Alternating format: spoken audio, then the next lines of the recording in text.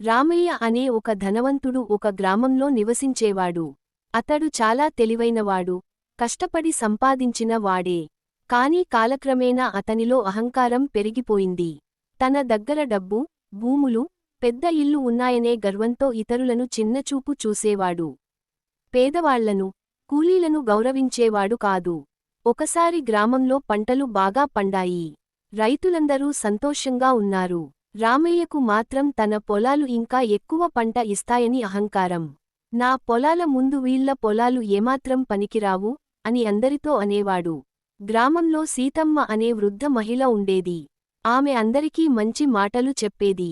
ఒక రోజు ఆమె రామయ్యతో ఇలా అంది: నాయనా, అహంకారం మనిషిని నాశనం చేస్తుంది. వినయమే మనిషిని గొప్పవాడిని చేస్తుంది. రామయ్య నవ్వుతూ, నాకు ఎవరి సలహా అవసరం లేదు. నేను ఉన్నంతవరకు ఎవ్వరూ నన్ను ఏమీ చేయలేరు అన్నాడు. కొద్ది రోజుల తర్వాత భారీ వర్షాలు పడ్డాయి.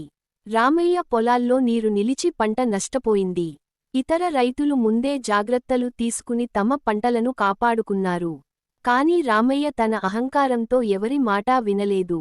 ఆ సంవత్సరం అతడికి భారీ నష్టం వచ్చింది. అప్పులు పెరిగిపోయాయి. డబ్బు తక్కువైంది.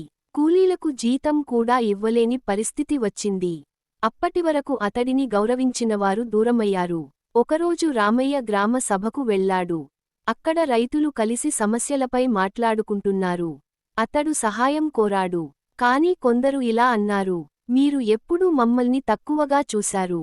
ఇప్పుడు మీకు సహాయం ఎలా చేయగలం? అప్పుడు రామయ్యకు తన తప్పు అర్థమైంది. తన అహంకారమే తన పతనానికి కారణమని తెలుసుకున్నాడు. కన్నీళ్లతో అందరి ముందు క్షమాపణ చెప్పాడు. నేను చాలా తప్పు చేశాను. ఇకపై వినయంగా ఉంటాను. దయచేసి నన్ను క్షమించండి అన్నాడు. సీతమ్మ ముందుకు వచ్చి, తప్పు తెలుసుకుని మారడమే నిజమైన గొప్పతనం అని చెప్పింది. అందరూ కలిసి రామయ్యకు సహాయం చేశారు. అతడు మళ్లీ కష్టపడి పనిచేశాడు. ఈసారి అందరి మాటలు విన్నాడు. పేదవారికి సాయం చేశాడు. వినయంగా ప్రవర్తించాడు.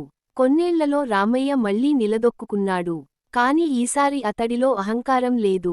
అందరితో ప్రేమగా, గౌరవంగా ఉండేవాడు. నీతి, అహంకారం మనిషిని కింద పడేస్తుంది. వినయం మనిషిని పైకి తీసుకెళ్తుంది.